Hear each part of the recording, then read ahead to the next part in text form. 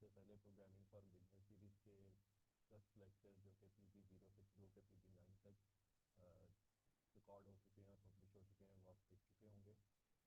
इससे पिछला lecture decision making पे मैंने स्टार्ट किया था। उम्मीद है आप वो देख चुके हैं। अगर नहीं देख चुके तो पहले उसको देख लें और उससे जो प्रॉब्लम मैंने शेयर किए थे हैकर रैंक से वो भी कर लें, तो अगले लेक्चर पे फिर जो है वो आ जाएँ, जो कि इससे थोड़ा सा एडवांस है। तो स्टेप बाय स्टेप चलेंगे तो इंशाल्लाह प्रोग्रामिंग जो है वो साथ साथ सीखते जाएंगे। अगला लेक्चर स्टार्ट करने से पहले रिकैप करते हैं। पिछले लेक्चर में हमने डिसीजन मेकिंग को स्टार्ट किया, पाइथन में इसका सिंटेक्स देखा जिसमें हम डिसीजन मेकिंग करते हैं और प्रैक्टिस की। हैकर रैंक का ये मैंने लेवल 1 आपके साथ शेयर किया जिसमें प्रॉब्लम्स थे absolute value, compare to number, single और double digit, convert to even, sound और not, other than 50, valid input 1 to 5। आज के लेक्चर में थोड़ा सा आगे बढ़ेंगे, कंपोजिट कंडीशन देखें। कंपोजिट कंडीशन जो है वो दो या दो से ज़्यादा सिंपल कंडीशन किसी एक डिसीजन के लिए यूज होती हैं।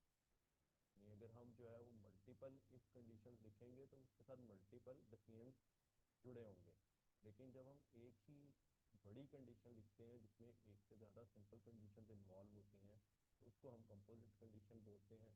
जैसे कि if x is smaller than 5 and y is smaller than 10, अगर ये दोनों कंडीशंस होंगी क्योंकि इनके दरमियान में एंड है तो फिर कोई डिसीजन होगा। इसी तरह से if qualification is greater than 12 and age is less than 30, if x is even और एक्स इज डिविजिबल बाय 5। तो अभी तक की तीनों जो एग्जाम्पल्स हैं उनमें आपने देखा कि या तो हम दो कंडीशंस के दरमियान में एंड लगा रहे हैं या और लगा रहे हैं। अगर हम एंड लगाते हैं तो इसका मतलब है दोनों कंडीशंस का दुरुस्त होना ज़रूरी है डिसीजन के लिए। अगर और लगाते हैं तो इसका मतलब ये होता है कि दोनों में से कोई एक कंडीशन भी ट्रू हो जाएगी तो हम डिसीजन ले सकते हैं। Score is high and pitch is fast, if one the toss और फखर प्लेज वेल और नसीम प्लेज वेल। तो दो से ज़्यादा कंडीशंस भी हो सकती हैं और उनके दरमियान की तरफ से एंड या और का इस्तेमाल हो सकता है। इसके लिए लॉजिकल ऑपरेटर्स यूज़ होते हैं, एंड, और नॉट। एंड मतलब ये पाइथन की मैं बात कर रहा हूँ। अगर आप सी प्लस प्लस या जावा में हो तो वहाँ पे लॉजिकल ऑपरेटर डिफरेंट है। मैं इस वक्त पाइथन को ही फोकस करूँगा। एंड का कीवर्ड लिखेंगे तो इसका मतलब है दोनों कंडीशन का दुरुस्त होना ज़रूरी है। और का कीवर्ड लिखेंगे तो इसका मतलब है दोनों में से कोई एक कंडीशन ट्रू हो जाए। नॉट का जो लॉजिकल ऑपरेटर है ये किसी एक कंडीशन के साथ ही आता है और उसको रिवर्स कर देता है। यानी जैसे मैं ये कहूँ कि इफ़ नॉट ग्रेटर देन 50, तो उसमें लेस देन इक्वल 50 की बजाय वो यूज़ हो जाएगा। नॉट ग्रेटर देन 50, अगर 50 है तो भी ग्रेटर देन नहीं है, लेस है तो भी ग्रेटर देन नहीं है, तो वो रिवर्स कर देता है कंडीशन। कंपोजिट कंडीशंस की कुछ एग्जांपल्स देखते हैं। If x is greater then 0 and x is less then 5, print valid option. तो इसमें वैलिड क्या हो सकती है? 1 2 3 4 5, क्योंकि 1 2 3 4 5 0 से बड़े भी हैं और 5 से छोटे भी हैं।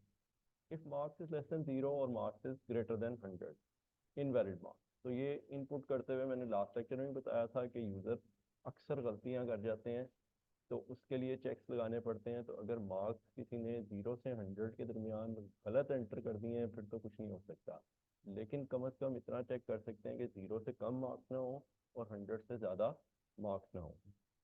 If salary is greater than 100,000 and salary is less than equal to 100,000, तो टैक्स जो है वो कैलकुलेट होगा 10%।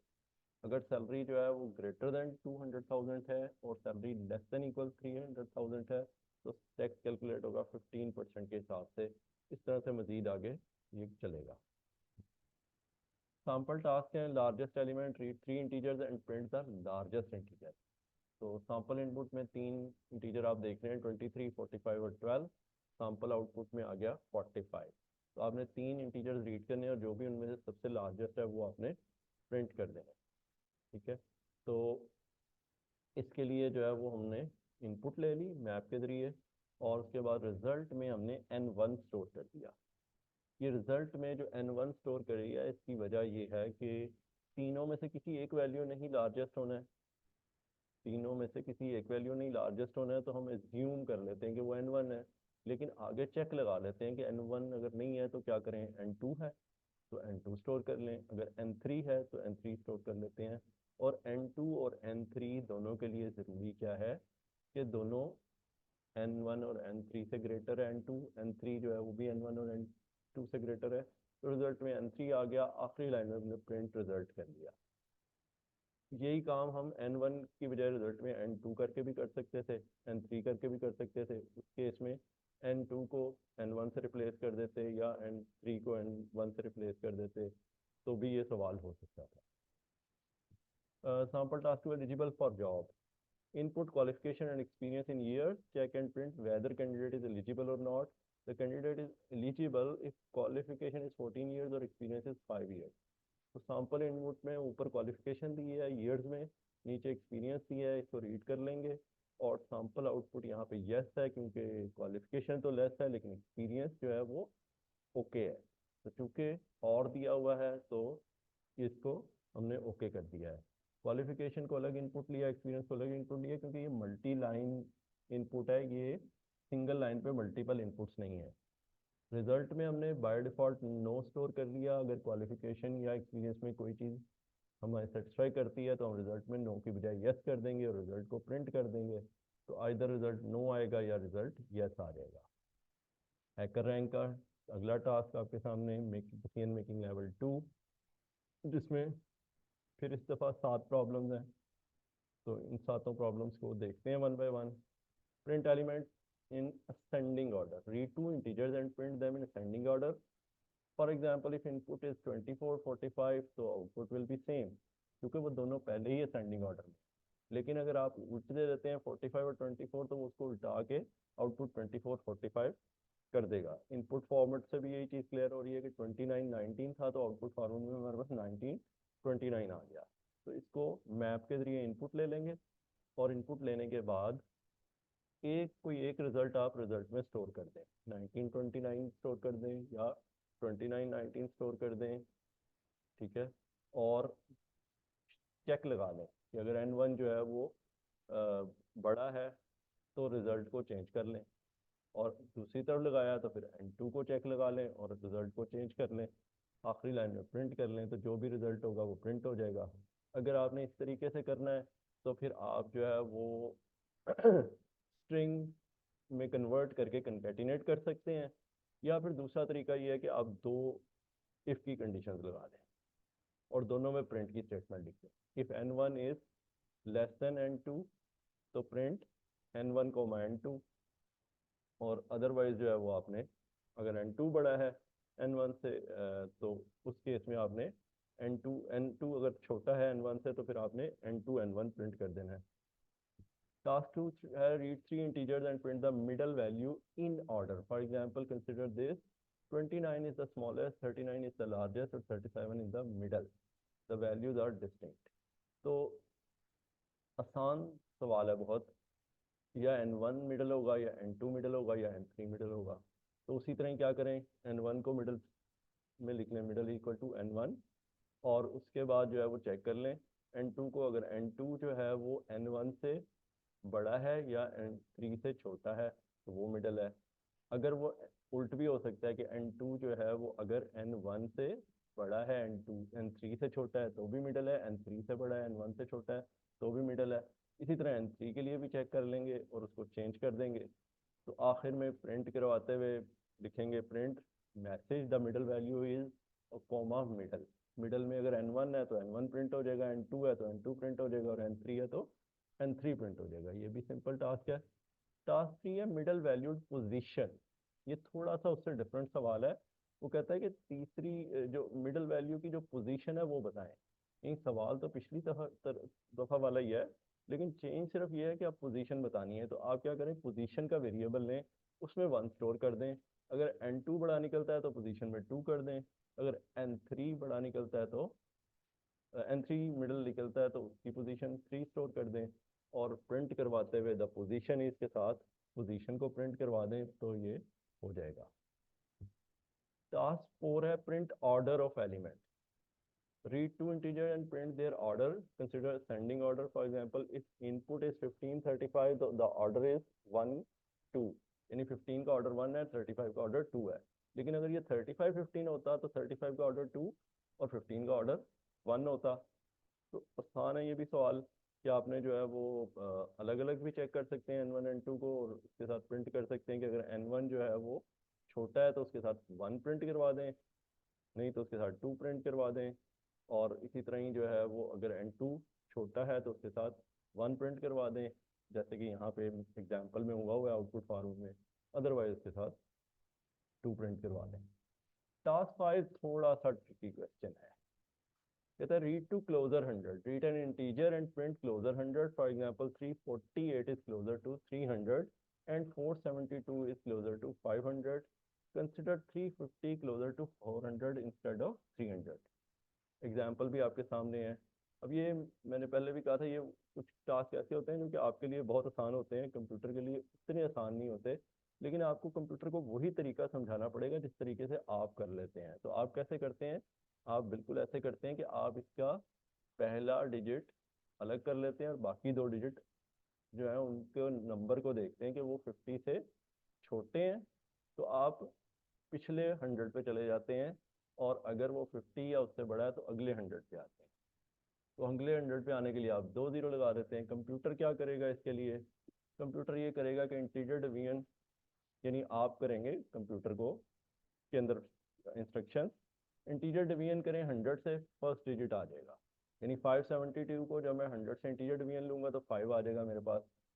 अब रिमाइंडर ले लें 100 से, वो 72 है इस केस में। 72 जो है वो ग्रेटर है 50 से, तो क्या करें, ऐड 1 कर दें 5 में, वो जो पहले आपने ऊपर ले लिया है पहले स्टेप में। तो 5 क्या हो जाएगा, 6 हो जाएगा। आंसर को प्रिंट करते हुए 100 से मल्टीप्लाई कर दें तो 600 आंसर आ जाएगा। अगर ये वैल्यू जो है वो 50 से छोटी है तो फिर ये ऐड 1 टू फर्स्ट डिजिट वाली लाइन इग्नोर हो जाएगी, और आप 5 को ही 100 से मल्टीप्लाई करेंगे तो 500 ही आ जाएगा। तो ये भी आसान हो जाएगा अगर आप इसी तरीके को फॉलो कर लेंगे। टास्क 6 है, कहता है print two larger values, read 3 integers and print 2 larger values, consider 3 values 35 15 22। और इसमें जो 2 लार्जर वैल्यूज हैं वो कौन सी हैं? 35 और 22। अच्छा, यहाँ पे जो है वो आउटपुट फॉर्मेट में मुझसे गलती हो गई है, ये 22 35 नहीं, ये 35 22 है, क्योंकि जो है ना उसको आपने उसी ऑर्डर में प्रिंट करना है, ये लिखा भी हुआ है। Please consider the element will appear in the output in the order they are appearing in the input. For example, if the input is 22 15 35, the output will be 22 35। यही कॉपी पेस्ट नीचे हो गया गलती से मुझसे, जबकि इनपुट जो है, हाँ नहीं ठीक है सॉरी, 22 15 35 इनपुट फॉर्मेट में है तो आउटपुट में भी 22 35 आ रहा है। लेकिन अगर ये 35 पहले होता तो आंसर होता 35 22। तो अगर आप इसमें सॉर्टिंग लगाएंगे जो कि आप चैट जीपीटी को देंगे, वो ठग से कर देगा ऐसे, वो गलत आंसर आ जाएगा। आप कहेंगे चैट जीपीटी गलत कर रहा है तो वो सवाल मेरे से कैसे होना है? तो आप चैट जीपीटी को जो है ना ये समझाना बड़ा मुश्किल होगा जो मैंने डिमांड की है ना। कुछ चीज़ें ऐसी हैं जो चैट जीपीटी अभी टाइम लगाएगी करने में। एनी हाउ, तो आसान सा तरीका क्या है कि आपके पास वो 2 एलिमेंट्स आएंगे जो कि कम से कम एक एलिमेंट से बड़े हैं, यानी 15 जो है वो दोनों एलिमेंट से छोटा है। तो आपने क्या करना है, आप पहले एलिमेंट को चेक करें, अगर वो दोनों में से किसी एक एलिमेंट से भी बड़ा है उसको आंसर में कंकैटिनेट कर दें। दूसरे एलिमेंट को चेक करें, अगर वो किसी एक एलिमेंट से बड़ा है उसको कंकैटिनेट कर दें। तीसरे को चेक करें। तीनों तो दायरा हो नहीं सकते ना, तो इसलिए आप सेफली चेक कर सकते हैं, आप तीनों को चेक करें इंडिपेंडेंटली। उनमें से जो 2 बड़े होंगे वो जवाब में आ जाएंगे। आसान सवाल है ये भी।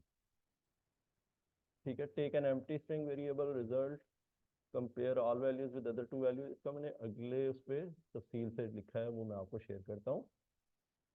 कहता है if first value is less then second and third, print second and third. If second is less then first and third, print first and third. If third is less then first and second तो print first and second. यही 3 option है आपके पास।